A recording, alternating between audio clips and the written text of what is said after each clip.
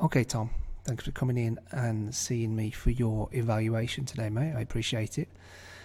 This is just going to be a little video recap of what we did, what we talked about during your session today. So, we always start off with what we're observing, right, and then we work forward from there.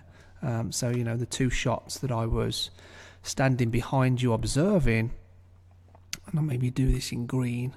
I was observing a push to the right.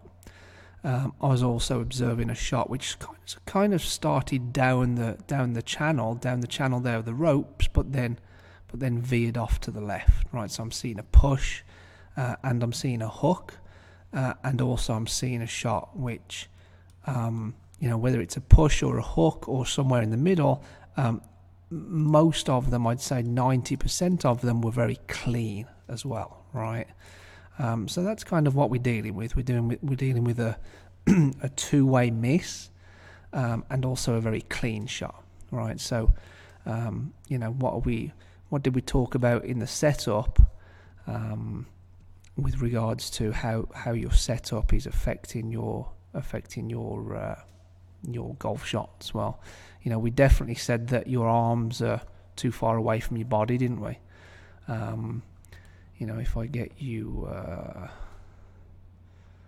if I get the swing towards the end of the session with your new setup, you can see how now your arms, your hands are just falling down from your shoulders, right? So that's kind of what we did. That's kind of what we did with regards to changing your setup a little bit, and also just making sure that the ball is in the middle of the club face. Right, we want the ball in the middle of the club face. So let me just draw these lines back. So you can see as you start taking the club away, the ball is, you're addressing the ball right out the toe. Okay. And then, as we go back, well, let's talk about how we diagnose those problems first. Those three sort of shot shapes. You got the push, you got the hook, and you got the thin shot, right? So let's talk about what's going on just down shy of impact here. Well, you're definitely attacking it from the inside, right? We know that. But you can see there's a lot of club face rotation through the shot. So that would definitely explain the hook, the one which veers off to the left. But if we stop you kind of there at P6, the one thing I notice when we stop you there is just how closed your body is with the turns, right? So your hips are still pointing to the right, your shoulders are still pointing to the right. So that's going to obviously affect your ball striking, and affect the path that the club comes into it, right? So very closed with the turn, so we have a path problem. We have a face to path relationship problem, because you can see with the closed turns, then the club face and the hands are always going to whip over. Well, most of the time it's going to whip over with most people. I don't say all the time, because somebody will generally come in and do something different. And we have a low point problem, right? So at impact, you can see just how far back your hands are there on the circle, right? That's at P6, whereas you see the pros, they've got their hands down here, in front of their right thigh, and their left arm is already down here, right? So our hands are way too far back on the circle. Now, that when you increase your turns, when you open your turns more, your hands are going to be more forward in the process. Okay, so I will say that. And then because you're closed with your turns, your hands are so far back on the circle, and then you dump the club head coming down and catch it thin, that's also going to affect your distance as well. So as far as diagnosing your shot pattern, your push, your hook, and your thin shots, I would put those down to path, face to path relationship, and also low point control as well, right? And then because of the low point control and how you're hitting the ball thin, that's also going to affect your distance. So we've got four four main problems. How we've orientated our thinking: low point path, face to path, and distance control as well. So what did we talk about during our session to make it a little bit better? Well, we definitely said stand closer to the ball, didn't we? Right, we did that. I just showed you that. We also said, as we went back, that we need to bend backwards a little bit as we get up to the top, so you can see how your head moves to the right off that line, right? And if we put a little line here, that green line, that just tells me your spine is pointing down too much, right? We want the kind of look where, maybe do this in blue, where your spine's straight up and down, and then your and then your chest is facing away from you, right? So all that is just bending backwards a bit more, and you picked that up pretty well straight away. So that was good.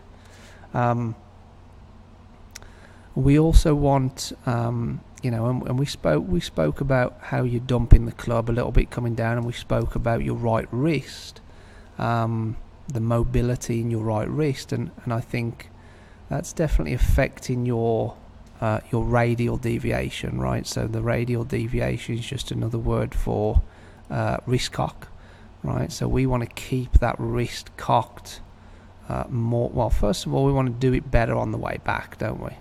Right, so you can see as you go back, you never really get much wrist cock, right? So we could definitely work on cocking your wrists more, and then as they come down, then they'll be able to. So basically, when you see the pros come down and their left arm's parallel to the ground at P5, their club's back here. So your club's actually here. So that's what I mean by dumping the club, right? So that's better wrist hinge, more radial deviation, and then keeping that radial deviation on the way down. That combined with more turn, right? So as you come down, and you can see here how your shoulders are pointing to the right, hips are still pointing to the right a little bit, so your turns are very closed. So you get more radial deviation combined with turning more, then you'll start to see your hands start to come down here at P6, right, and just sit in front of your right thigh. And then the other thing that I'd want you to change to that I'd want to see take place to positively alter your shot pattern would be getting the weight forward more at impact. So you can see at impact here, if I draw a little circle where the middle of your hips would be, you can see it's nowhere near over your left foot, right? So one of the things that we did, the little drills, was get you to actually reenact impact, right? So you can see now, there's the center of your hips. Draw a line down from the center of your hips. It's over your left foot, right? That's the definition of getting your weight forward, right? Getting your hips over your left foot. And you compare that to your swing at the start of the session. Looks very different. And of course, by getting your hips over your left foot, that enables you to turn more, right? That enables you to turn more, right? So you can see there how this right foot's still down, but by getting your hips over your front foot, then you can turn more, and then that looks more like a golfer there, doesn't it? That's much better. So if we then get you from face on, from down the line,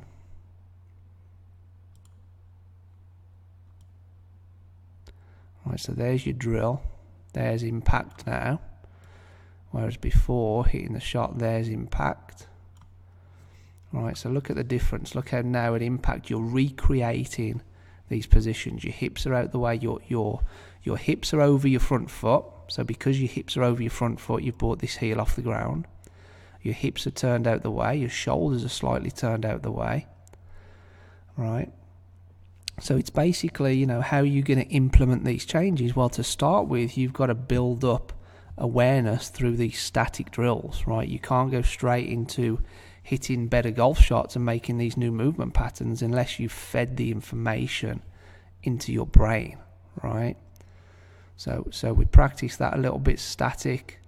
Now this was your finish at the start of the session, the finish of your swing, right? So you can see shaft angle's pretty good. It's coming out underneath your left shoulder. But the shaft coming out so low there, whilst keeping this right foot on the ground, is not going to do your back any good, right? And you can also see, because that right foot's on the ground, we haven't turned out the way of it. Club face whips over. And you can see as the club comes out here just how the club face is closed compared to that shaft angle, right?